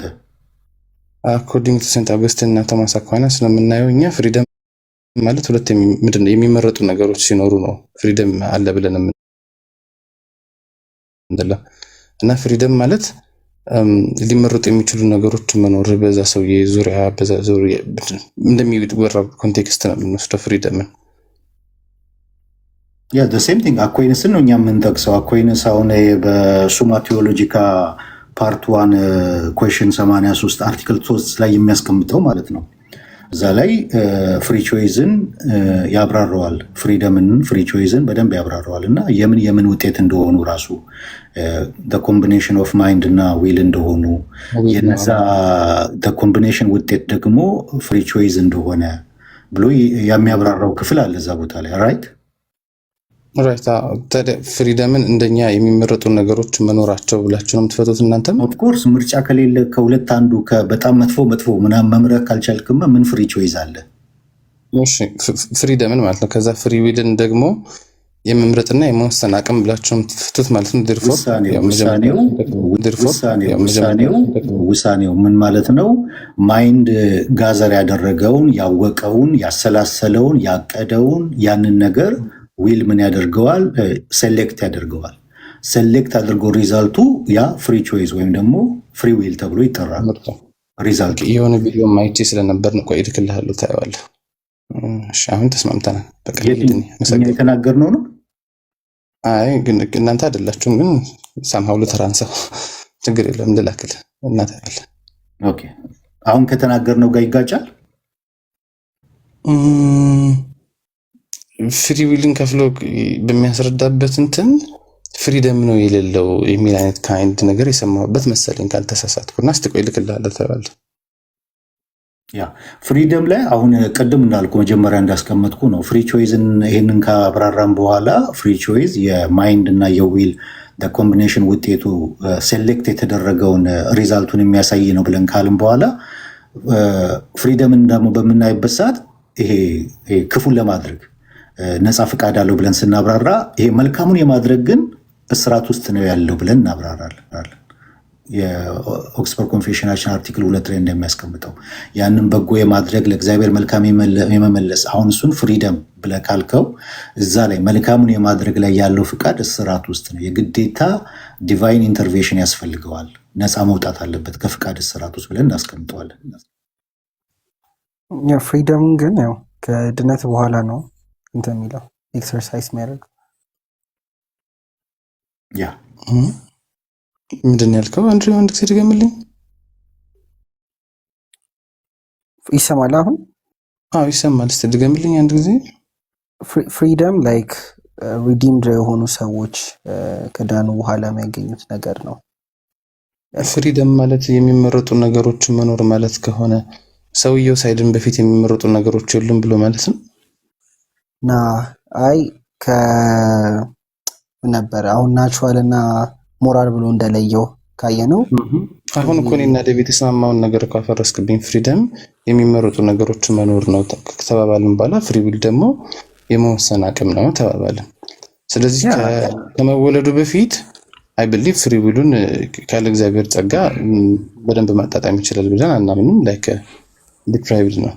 ግን ፍሪደም ግን አስቀድሞ ከሌለው ላይክ ፍሪደም የሚባል ነገር የለም በእኛ። ለምሳሌ ነፃነት የሚባል ነገር ምክንያቱም ሰው ለምሳሌ ተነስቶ ዛሬ ሁሉም ቢል አይችልም። የተወሰነ ነገር አለ። ፍሪደም ስትለኝ ለሞራል እንትኑ ነው። ፍሪደም ስልህ የሚመረጥ ነገር መኖሩ ወይ እግዚአብሔር አለ ወይ ሰይጣን አለ ወይ ህይወት አለ ወይ ጨለማ አለ። እነሱ ነገሮች እሱን ኮንትራዲክት እያደረግኩ አይደለም። እኔ ላይክ ዳግም ከተወለደ በኋላ ያለውን ላወራ ነበር ያሰብኩት። ሶሪ። አይ ልክ ነው እኮ ጆሲ። ፍሪደም ምንድን ነው ብለናል? ዴፊኔሽኑን ነው አይደል የተናገርነው? ዴፊኔሽኑ ከኤ እና ከቢ ኤን ወይ ትመርጣለህ ወይ ቢን ሪጀክት ታደርጋለህ። ያ ፍሪደም አለ ማለት ነው አይደል? ከሁለት አንድ ነገር ምርጫ ሲቀርብልህ አንዱን የመምረጥ አቅም አለ። ያ ፍሪደም ተብሎ ይጠራል ነው አይደል?